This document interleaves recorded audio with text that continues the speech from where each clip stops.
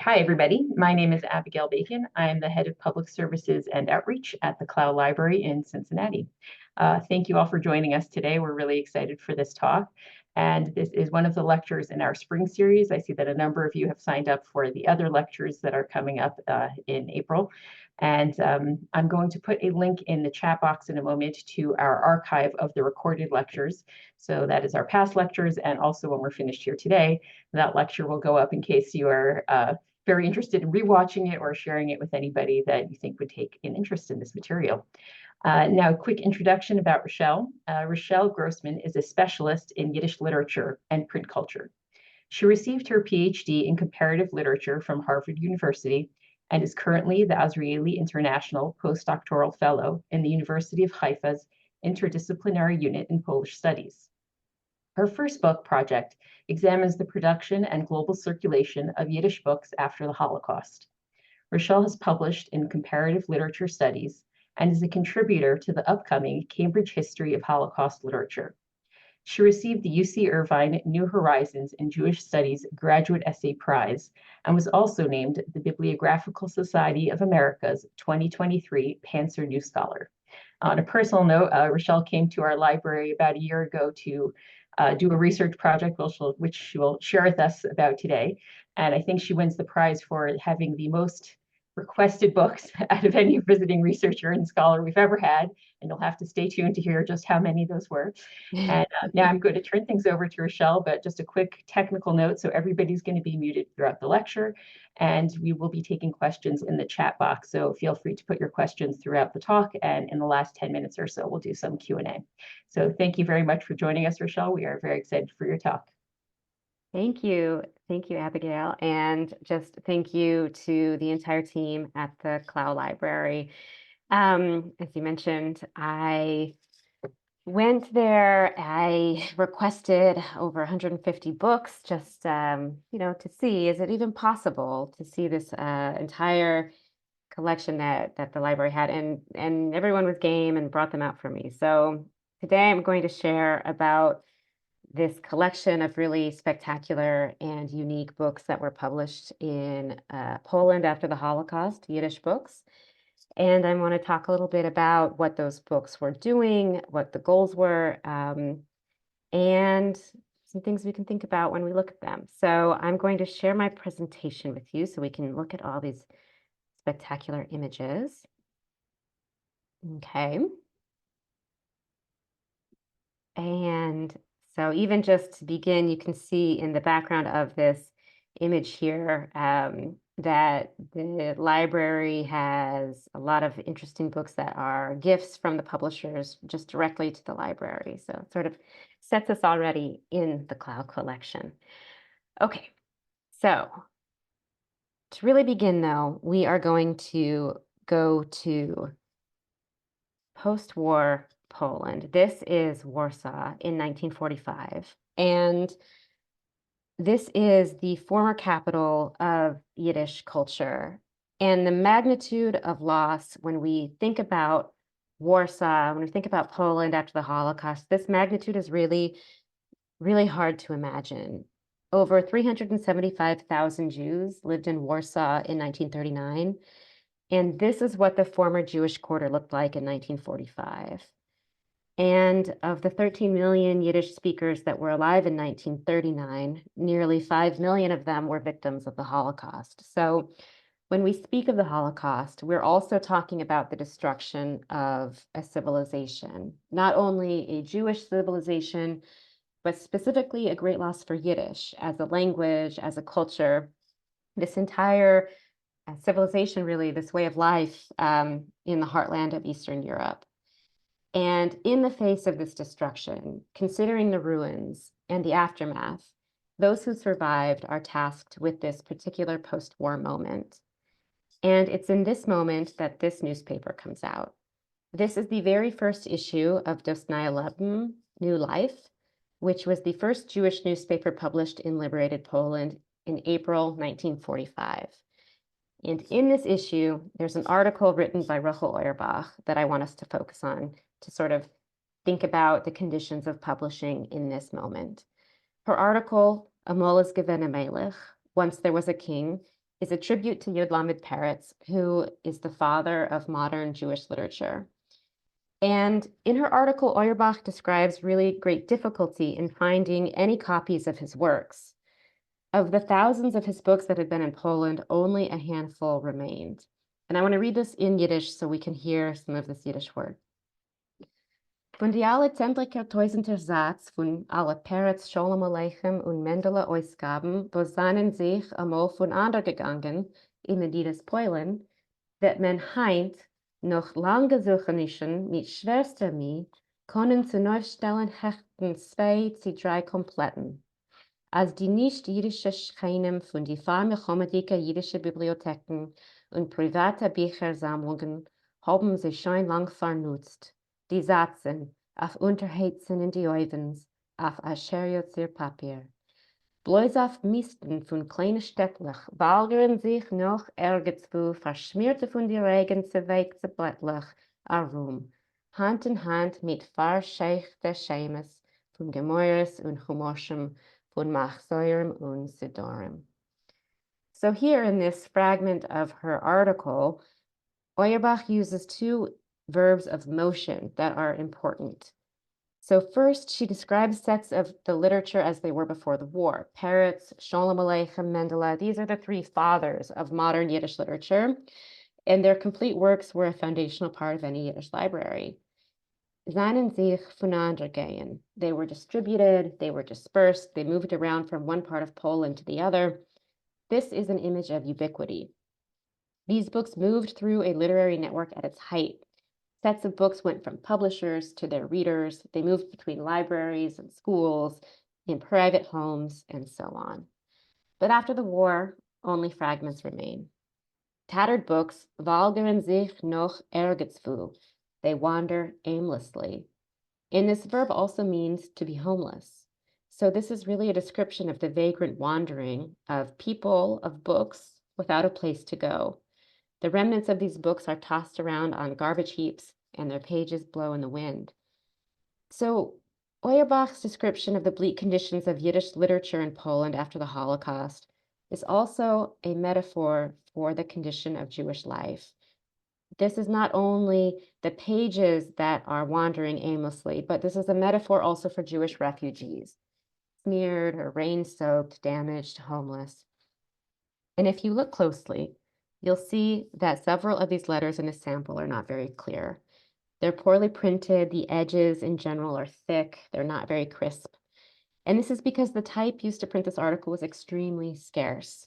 You can see here how type looks. In our digital age, sometimes it's hard to imagine what it took to actually create a printed work. But you can see here on the right, on the bottom, these are examples of type, that they're blocks either of metal or of wood, and they have a face. And in the case of these letters that are not printing very well, the face has been damaged. And so when it hits the paper under the press, it doesn't leave a clear imprint. And looking at this page also reveals something else. This text is not only using a damaged type, but also the type is cobbled together. So I've circled here 2 different kinds of lameds. In purple, we can see it's kind of a straight lamed, the top is straight up, and the red is curled back, the curled lamed. And these 2 lameds belong to 2 different kinds of typefaces. They really shouldn't exist together in the same text because they belong to different, we would say fonts if you're thinking of Microsoft Word. Seeing them together in this same article indicates that there weren't enough lameds of just one kind, so they were mixed together in the type case. And type was extremely scarce. I recently found an article that details this, that in 1945, rumors reached Lublin, where Jews had been living, that a single Yiddish print shop in all of Poland had survived the war in Łódź. And so these typesetters, the 3 men in the middle of the image here, they went to the shop, they spent weeks sorting through scrap metal, and they recovered enough type to set only 1 page of a newspaper. So they set each page, made a mold of it, reset the next page, painstakingly, laboriously, in the cold. And we have to ask, why did they go to such incredible efforts to print Yiddish? They could have printed Polish, they could have printed in transliteration. Brian Shadletsky relates that they felt an inner compulsion to bring out in front of the world everything that had recently happened, to tell the world about all of the monstrosities. On the other hand, for those who had survived in hiding, cut off from the wider world, there was a very strong hunger for a Yiddish word. The survivors yearned for news of Jewish life in the world. So today, I'm going to talk about some of the efforts in post-war Poland to create the Yiddish word. From the very early days after liberation until years later, there were concerted efforts in Poland to print in Yiddish. The system that emerged went through dramatic changes in only a short time, owing to even larger social and political changes that were happening in Poland more generally. So I've now just described some efforts related to the publishing of a newspaper. And this was the first way that the Yiddish word began to live again in post-war Poland. But my talk today will really focus on book production. And I want to showcase the collections of the Klau Library, which can help us understand the story of Jewish life in post-war Poland in the very material of the books themselves.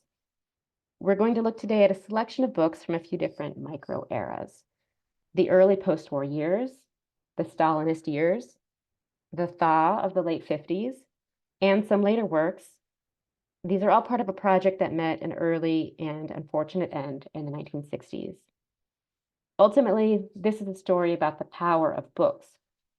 For a culture coming to terms with destruction, the book offers a promise. The world inside of the book cannot be destroyed.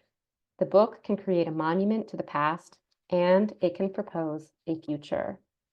This is the story about how a Jewish minority in Poland after the Holocaust used books to assert a new identity, a new kind of Polish Jewishness. So let's return to the late 40s. In the middle of 1946, there were about 240,000 Jews in Poland, and this is a number that includes those who had been liberated from concentration camps, who came out of hiding, and those who returned to Poland from the Soviet Union. In the very early post-war period, there were considerable efforts invested in rebuilding Jewish communities in Poland, even as thousands left to build new lives elsewhere. And here in the picture, we see some of these efforts to resettle Jews in lands that had formerly been German, in Lower Silesia, in Western Poland. And this was where a large group of Yiddish-speaking Jews lived for a time, and they were a major audience for Yiddish books. And this community relied on international aid. The JDC, for example, was a major source in the early years. And we see here how an international organization was deeply intertwined with the everyday lives of Jews in post-war Poland, here as they maintain a nursery for children. And we can also see the effect of this kind of aid even in the print material of the moment. So as I just explained, the newspaper we looked at with Auerbach's article was painstakingly hand set and with very limited type. But what the press really needed was a linotype. And on the right is such a machine. It's really very large, very heavy. And a linotype is very important because one machine can replace the labor of around 6 hand setters, making it cheaper and easier to create more frequent issues of newspapers and longer publications. But more importantly, a linotype also forges new pieces of metal type, of slugs, as pictured in the lower part of the screen here, each time. So the letters that are printed from a linotype are crisp and very easy to read. And as you see on the left, in 1946, the Jewish People's Fraternal Order, which was the Jewish section of the International Workers' Organization, they donated a linotype to Dosnaya Leben. And we see here this telegram from Zaltzman to Mirski, evidence of how they are trying to help this press get off the ground. And you can see the material difference between texts that were hand set on the left, Auerbach's article, versus linotype on the right. So as I mentioned, the linotype page is crisp and clear and easy to read because each metal slug of text is cast freshly and then melted and recast each time. Whereas the handset page is mushy, blurred, damaged letters. And there is this production difference that I mentioned. So the linotype reduces the amount of labor needed And for the Yiddish press in Poland, having a linotype meant that they were able to reliably publish their newspaper and even begin to publish new and longer texts like books. So we know about the impact of this from accounts in this Pincus, in this record book that I found in the Klau collection. Originally, this was printed in 1949. This is a book that was made by printers themselves as an account of their activities in Poland. It includes a history of printing before the war, efforts to memorialize the losses within their own ranks, and it is a celebration of the accomplishments of post-war printing to reassert the Yiddish printed word in Poland. This book was written by the same people who were studying each little letter of Yiddish text, the manual laborers whose contributions are not often showcased when we think of literature. Often in literature, we think of the author as the writer, not the typesetters or the printers who are putting the words together. So this book is a very important and unique example of how the work of these individual people can be remembered and can contribute to our understanding of the literature. In their accounts in this particular book, we learn that by 1947, there were 3 linotypes, new type and a rotary printer in Łódź. And from 1947, this press goes from publishing only a newspaper to also publishing books. And the books that are published look like this. These are all from 1947, as I mentioned. They're small. It's hard to know on the screen how big they are. They're not much larger than your hand. They're limited in length, and they have very uniform material similarities in terms of their quality of paper. The same illustrator did the cover with no color. And this picture here, these books are not from the Klau collection because Klau has kept them in much better condition, but I wanted to show you that when the binding crumbles off, you can see how the books are made. And this is sextodecimo format, which is when one large page is folded 4 times into 16 leaves, printed on each side, 32 pages. And you have 3 little packets of those 32 pages here, giving you 96 pages of no wasted paper. So this standardizes the length of the book. This limits how long a story or a collection can be. And there are also metal staples binding this book with glue. Very fragile. These are very weak points around where the staples connect the pages. And the cheapness of the paper and the binding here further reflects the scarcity of resources. And just to point out a little bit more detail here, this is evidence of how cheap this paper is. This is groundwood paper with fibers from the pulp from the wood. There's lots of lignin in this paper, which makes the pages brittle and very yellow. This is soft paper, which is further damaging to type. You know, I could go on and on, but the point that I'm trying to get at here is that this is a time of scarcity of paper as well as everything else. And we can really see the scarcity in how papers were used and even repurposed from the war years in other cases. So for example, these diplomas here are for Jewish teachers in Lower Silesia, where I mentioned that Jews were resettling. And these diplomas are printed on the back of Nazi forms. This is from 1950. On the left, you can see the forms are for sending goods, probably people from camp to camp. And on the very back side of this exact page are diplomas for new teachers teaching in the Jewish schools. And so part of the attraction of this paper is just that it is really strong, very good quality. And it gives us this interesting symbolic object with these unusual traces, that this is a community literally building from the ruins of the past. So we should think about this idea together because the duality of this kind of document is also evident in what is published in Yiddish.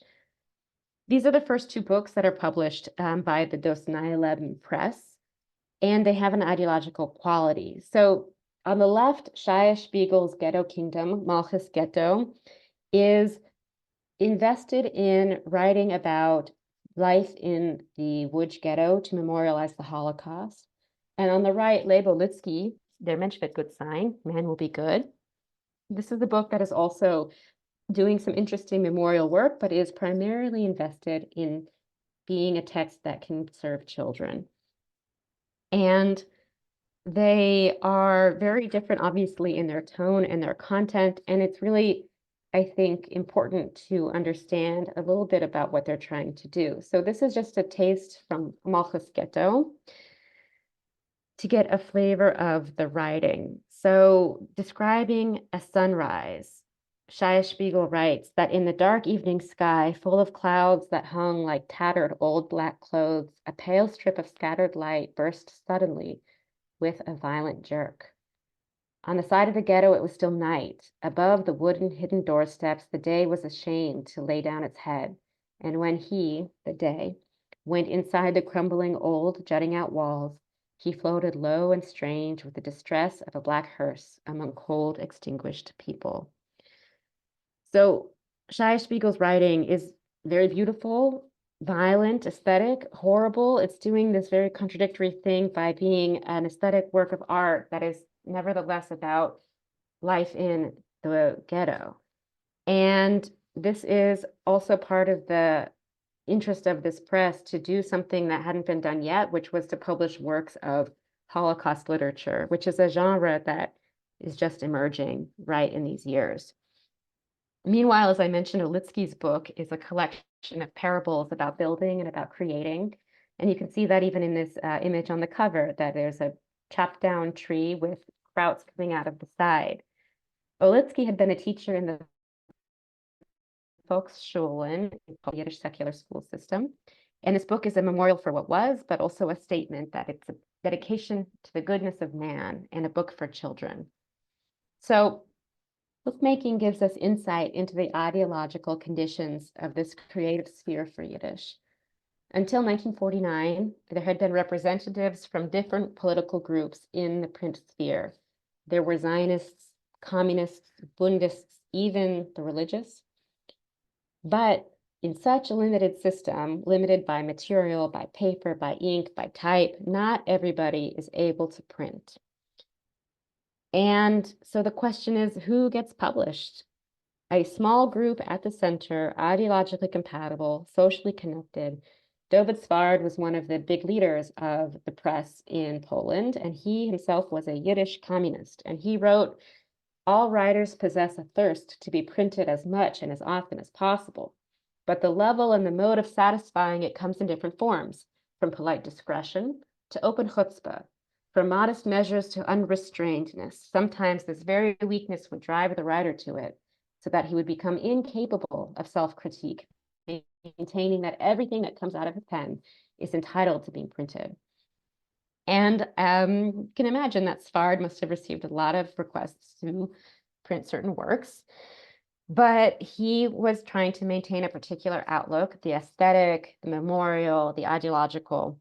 And if we think about communist Poland on the cultural sphere, of course, censorship plays a large role. And there was a ministry, of course, for censorship in Polish People's Republic. Everything had to be approved for publication.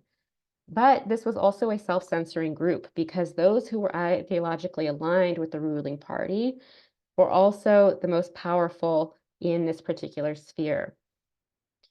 In 1949, the communist regime solidified this cultural sphere, and Jewish organizations were centralized, including the Yiddish press.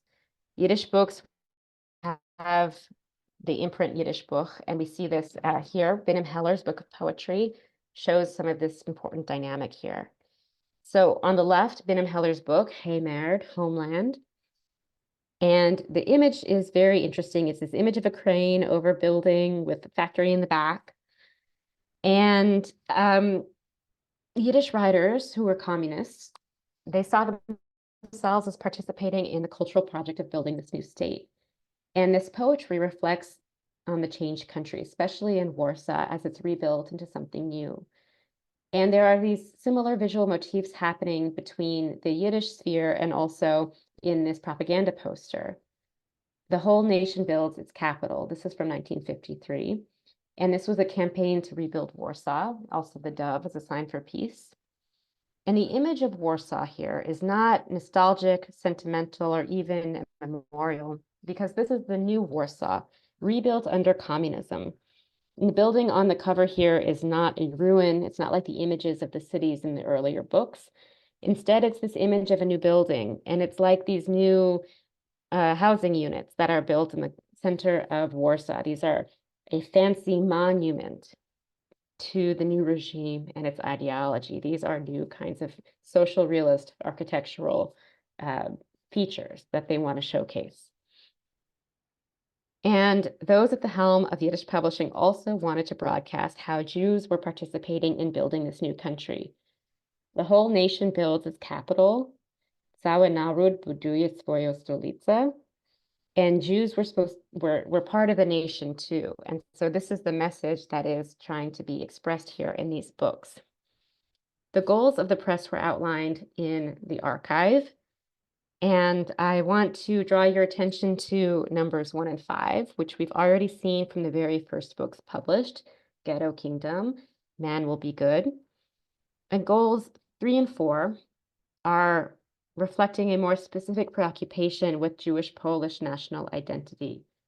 Goal 3, to publish works from contemporary Yiddish writers in Poland. This demonstrates that the Yiddish word continues to live in Poland, that it hasn't died, that Jewish life continues in Poland in spite of stereotypes around the world that Poland has become just a Jewish cemetery.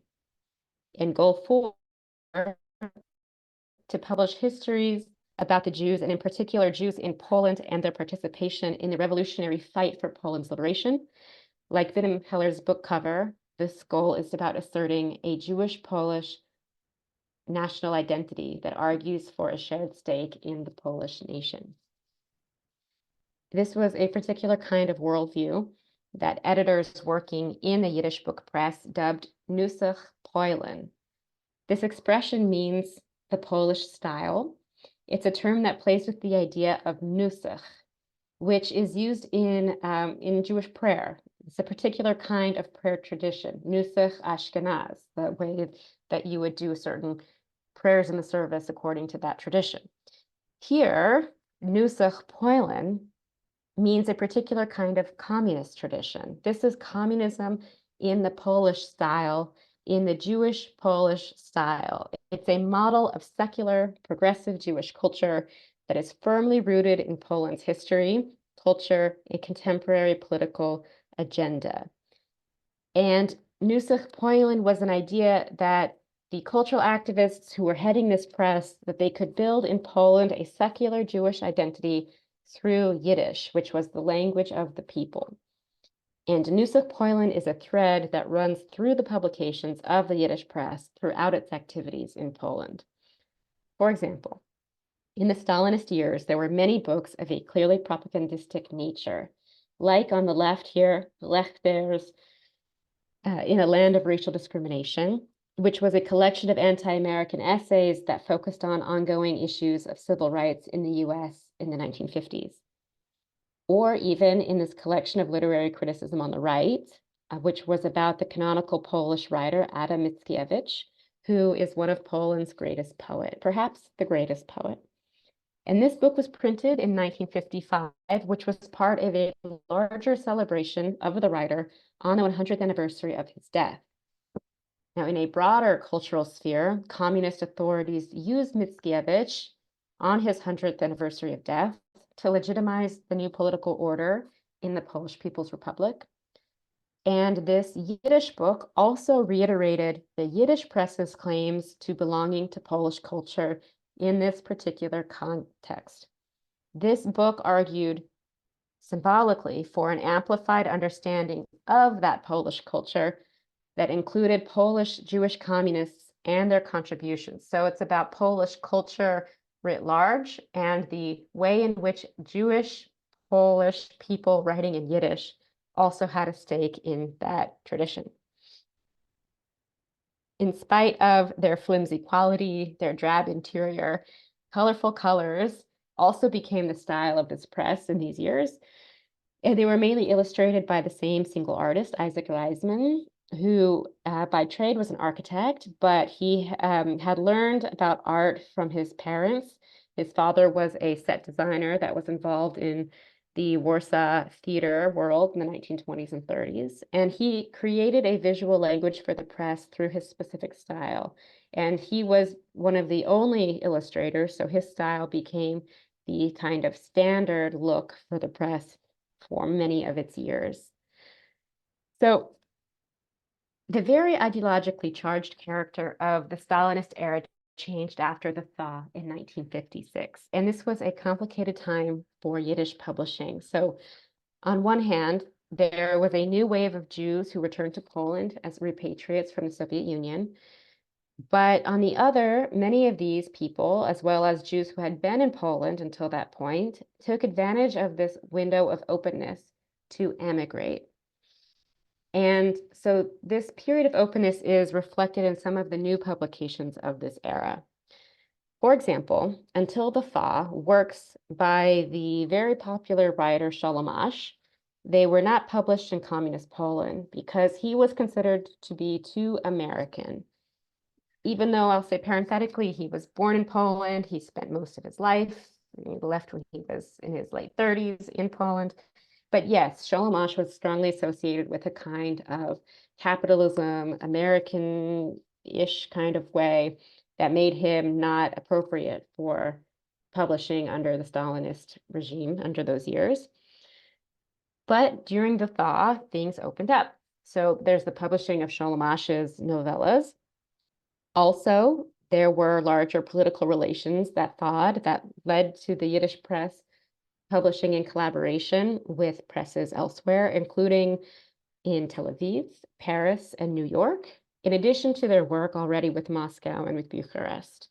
So we see that the Yiddish press is able to circumvent some of the limitations that we might expect of the Cold War era by being able to use the circulation through the Yiddish left network to circumvent the Iron Curtain. Now, also of note from a material perspective, in this period of the late 50s, there are some interesting changes to the books. For example, Bear Sarin's book for children, I Will Tell You a Story, Vielleicht erzählen a Meise, features full-color pages. This is a page from the story about Vetter Spetter, who is always late, cautionary tale. And this colored pencil drawing, I think, is a full color page, very unusual for this press. Just to note that Bear Sarin himself, he was a proletariat poet who was part of Jung Vilna. He was murdered in 1942, and this book is a reprint of his earlier work, which functions both as a memorial to the writer and as a very beautiful and practical book featuring works for children that were actually kind of a rarity for this Yiddish press. The paper also of this book is also different. This marks a shift in the material of Yiddish books overall. So nearly every book through the mid-50s was printed on yellowing, cheap, brittle paper. And Bear Sarin's book is printed on what they write rotogravure paper of 120 grams. And having felt this at the Klau Library, I can tell you it is substantial paper. It is smooth and slippery. It doesn't tear. I didn't try to tear it, but it wouldn't tear as easily. It's thicker. It's more like a magazine. Whereas if you compare this to the paper on the left that is from Binham Heller's other book, this is yellowing paper, thin paper of only 80 grams. It's more like notebook paper. And in this era, this is getting into the early 60s, there are even some books that come out in hardback. The books on the left are reprinted works of American Yiddish writers, Sam Lipson and Chaver Paver. This is a collaboration with Ikuf in New York, and these books look very much like other Ikuf books with their hardback. They don't have the colorful covers that we would expect. And on the right, this is Mendel Tempel's book of short stories. This is a rare example of a young talent that emerged post-war. His is a collection of short stories that follow in the tradition of Peretz's shtetl tales. They are sort of paranormal, a little bit haunted. The Demon Lake is the sort of main story. And I was very surprised to find this book in hardcover. I've only ever seen it previously in paperback. So that this was a possibility is also very interesting. It would really seem then that by the early 60s, things are looking up. But this was always a complicated matter. Even at a time when the material conditions for printing are improving, conditions for Jews, and especially prominent ideological ones like David Spard at the head of the press, this was becoming precarious. And so that's happening. And at the same time, the ability to read in Yiddish was not being passed to the next generation sufficiently. They had become much more capable in Polish. We might say even that Nusach Poland worked too well in some ways. This is a poster from a conference on the very problem of Yiddish in Poland in the 1960s. And it's blurry because it's from a small booklet, but it says, "Es ist nicht genug zu kaufen das Jiddische Buch, man darf es lernen." It's not enough to buy a Yiddish book, you must read it.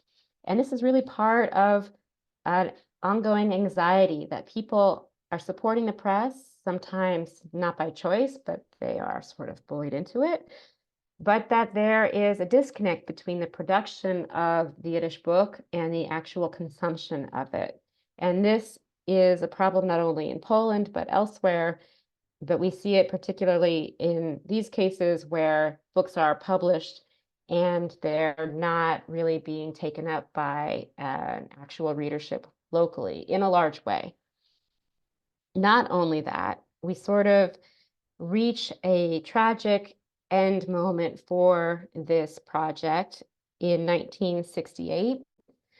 The Yiddish Buch Press ceased operations following the events of March 1968. These were a series of political crises that include a student protest movement and a state-organized anti-Semitic campaign. And those at the helm of the press, as I'd mentioned, had been very prominent public Jewish intellectuals, and they were targeted and forced to leave Poland. So David Spard, a former editor-in-chief, he ended up in Israel. Leib Dome, who was also a director of the press, he ended up in Canada.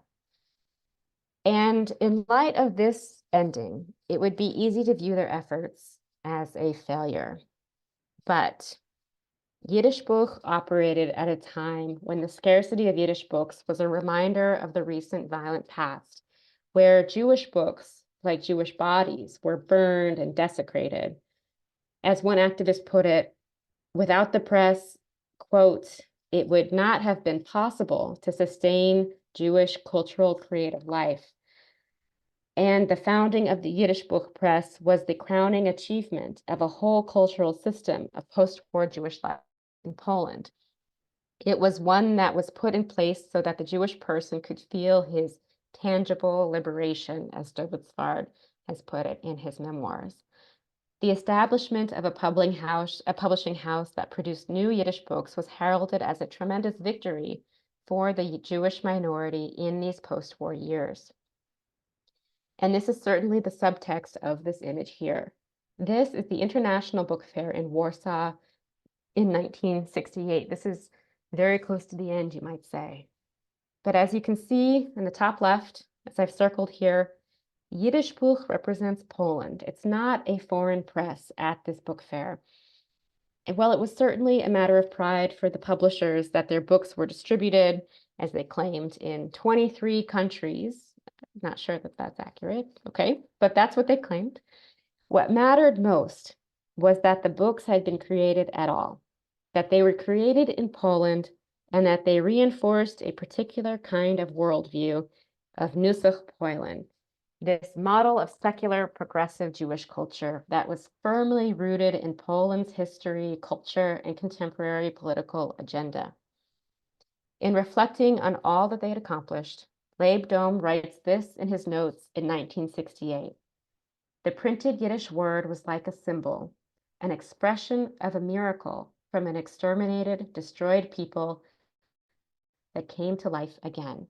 And this is the message that we can take from looking at these books, that they are a testament to how a destroyed people came to life again. So I want to pause here, and I want to make sure we have time for questions and to continue the discussion. I will turn this back over to Abigail. Great, thank you so much. There are so many beautiful points, especially in the presentation.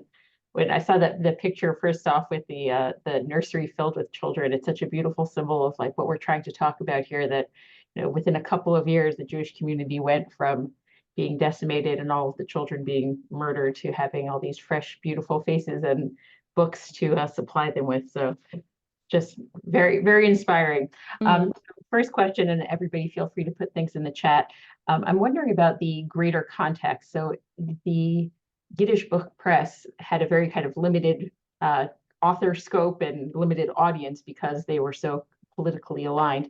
Is that kind of that approach, where instead of diversifying your portfolio, you're kind of taking this very narrow view? Is that something that's echoed in other publishers at the time in other countries, or in Poland, specifically, or was this a very uniquely failed attempt, like a novel idea that they had that didn't go so well?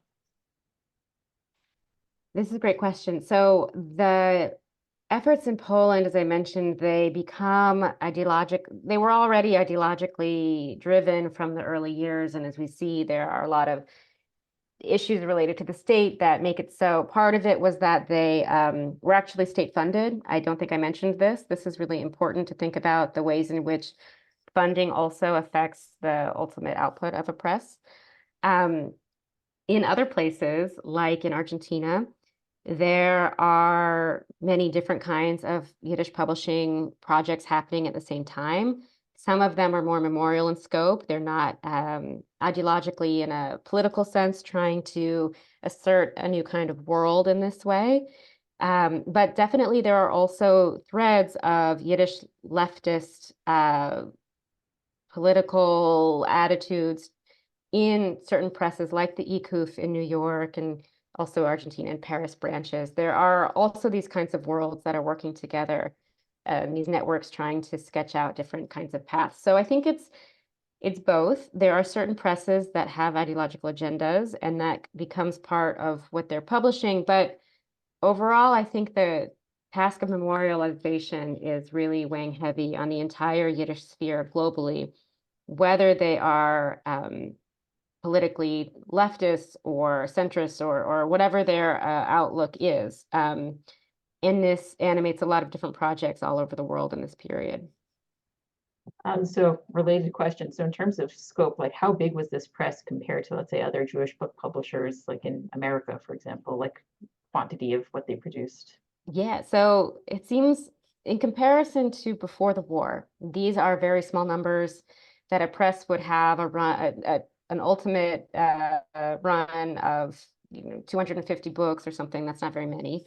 But compared to the efforts happening post-war, Yiddish Buch was one of the largest in that they were publishing consistently over 20 years, publishing. I think at their end, they had 250 books that they had published. This is sort of in comparative scope in Argentina, as I mentioned, which was also one of the largest centers for post-war publishing. The Das Polish Judentum series was 175 volumes, also over about the same time period, and that was considered to be quite a lot of books.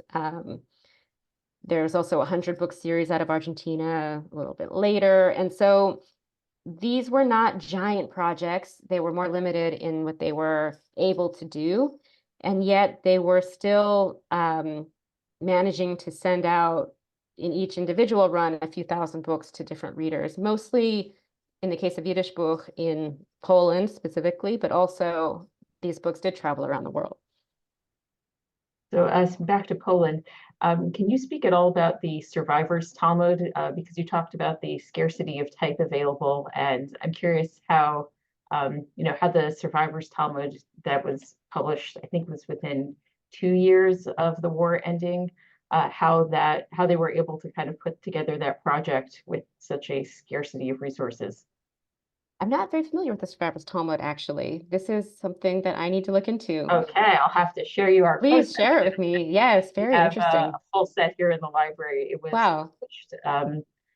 it was a combined effort between the military, the U.S. military, who helped fund it, and the survivors that still existed in Europe that were so desperate to kind of reclaim and start over again. Mm. And they dedicated the publication of the Talmud to the U.S. military that helped liberate them. Wow. So it's really neat. And there were copies or sets that were given out to various important institutions in America, and the Klau Library has one of those sets.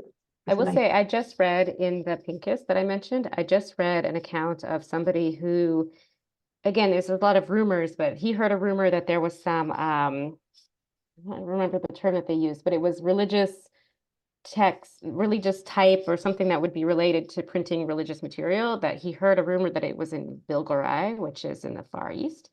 Mhm. And so he went there and again, he collected or saved these kind of melted, burned pieces of type or plates, maybe they were, and brought them back to Łódź, which was the original sort of post-war center for Jewish life in Poland. And so I wonder if that's part of it. That would be very interesting to look into. Yeah, I'm not positive now that I'm thinking about it. I wonder, the Survivor's Talmud might have been printed in Germany, not in Poland. Hmm. I have to go back over my notes on that one. One last question for you. I'm curious how you got involved in Yiddish research. You also you read like a native.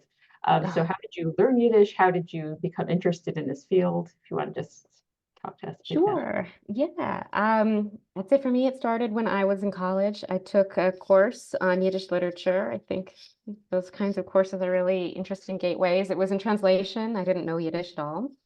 But I was really taken by this interesting, complex issue of Jewish immigrants. Often this is a New York poetry class, and their encounter with modernity, encounter with moving to different countries, but the ways in which Yiddish continued to connect this diaspora as it was traveling around the world and the different complexities with that. And as I began my graduate study, I became really interested in these post-war activities and the ways in which the narratives that we kind of assume, okay, the Holocaust meant that there was no more Yiddish afterward, that these are not really as straightforward as we might assume, and what the archives can tell us about that. What are the individual pieces that can kind of complicate those stories? So that started, and then I'll say this material approach is something that I'm sort of newly engaging with, that really a lot of the work that I've done with Yiddish has been using digitized scanned copies, which are very useful, of course, but you miss a lot of interesting contextual information when you look at a scan. The Malchus Ghetto book is a great example that I read a lot of it before I ever even held it because it was pandemic times.